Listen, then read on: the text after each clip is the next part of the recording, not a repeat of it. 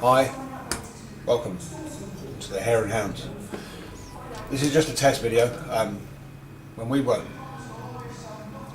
started the ball rolling trying to get a deal out of Enterprise, so when we did leave we left with something that could give us a future somewhere else.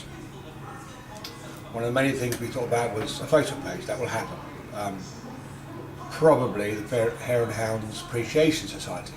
Sounds rather Victorian, but then again this is an old Victorian pub, and it has a certain clean to it, I think, a certain sound.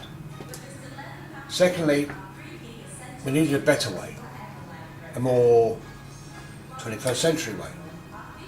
And we have YouTube. Now YouTube, as far as I can see, my son who's a third of my age will no doubt tell me, it's kind of your own TV channel. So we're going to have the Hare and Hounds TV channel. We'll have my take.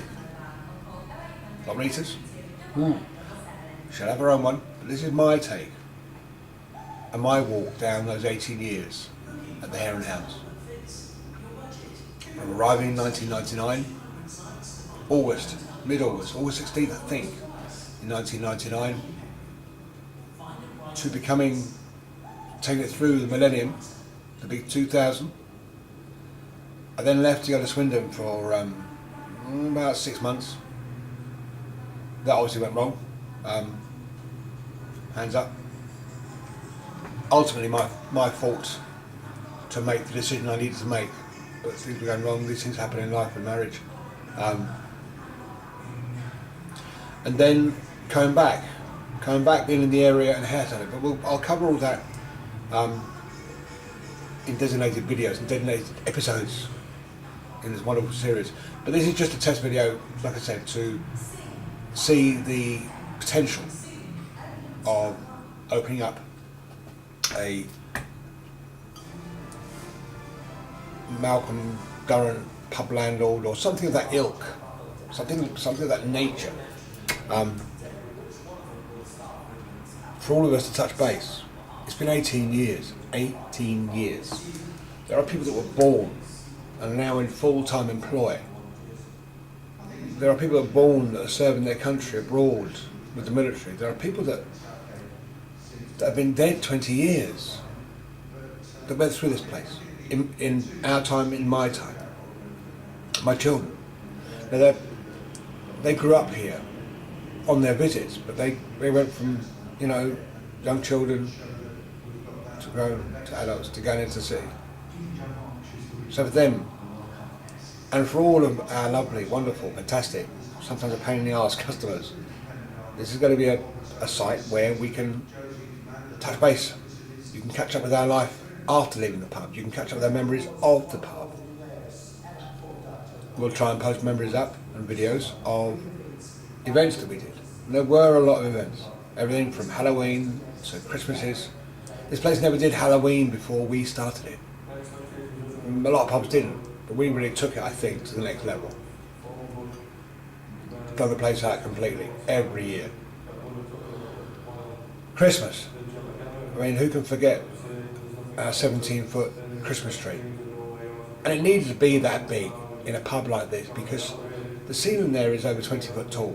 You need a Christmas tree that's going to dominate the room. There's no point in putting a 6 foot one in the corner because it's like, really, you bought a tree? Oh, it's flashed out then. It'll be a place to pass funny stories. But even there, one has to be sensitive to people's feelings. That when I publish or recollect and tell you a funny story that happened when a man walked in a bar, when a lady slipped, when a child ran, when a dog, all those stories may impact on people. So some stories I may have to tweak to make them more acceptable to the masses in this PC world. Anyway, test video, see how it goes. It's going to be an interesting ride. It's going to be 18 years of memories of a pub in East London. A pub in East London that went from rough. Rough would be within the first 6 months, having Leibridge Road closed off, having 17 police vehicles in attendance, police dogs, policemen and women, and having customers that bit the police dogs, that attacked the police van. The place was trashed, if you imagine. I had about 40 involved in one scuffle. And yet,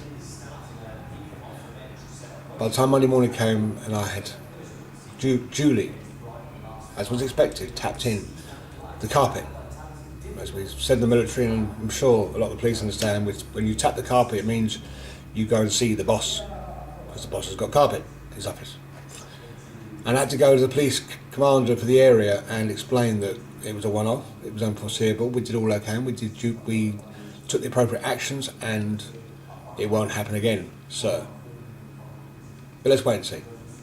Like I say, it's going to be interesting. There'll be photos, there'll be videos, there'll be memories, there'll be stories, there'll be tears and laughter. But above all, it's there for all of us to remember an 18-year slice of two people, Rita and myself, who served this place very literally 24/7 for lots of reasons, and we'll cover those in a later episode. But 24/7 we were here. Sometimes you didn't need us, sometimes you did. Sometimes you loved us, sometimes you didn't. But we were always there. Many occasions we were going to close 10:30, we're empty, why not close, have an early night? But no, we stayed. And that cost money to stay up. You know, half an hour of lights, electric, gas, blah, blah, blah, all that. It costs. It took money out of our pocket to do that, half hour, sometimes. But it meant that you knew you could walk in at 5 to 11 and we would be open. In an ever-changing area, an ever-changing city, the one constant you could depend on with the Hare and Hounds is they would be open. And you would see Malcolm or Rita. A very, very rare exception. But enjoy the journey. It's going to be a laugh. And it will help us. It will help us to come to terms with leaving this place and our friends and our family, which we knew that someday would ultimately happen. It was never going to be ours. I mean, even in the early days, this place would have cost a couple of mil to buy. Now, in 2017, it would cost you the back end of 12-13 million pounds. And we would if we had the money. We would seriously buy the place if we had the money and then do it up. But we don't. As I'm sure many locals have learned in recent times, money talks. Whether it's the brown envelopes of the council that seem to push everything through that they want,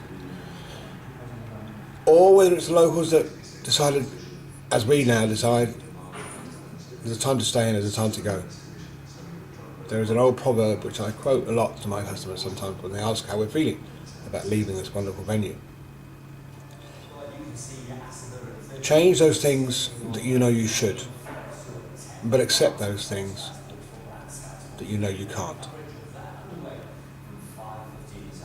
We have to go at some point, and that point is now. In 5 weeks, 6 weeks, we will be in green fields. I'll be looking for a job, Reese will be recovering, health-wise. And we'll have our first Christmas without you guys. And that is going to be hard. But who knows? Maybe you'll surprise us all, arrive carrying mince pies and a bottle of port. And that would be nice. But anyway, go and block this, try and upload it, and I'll see you later.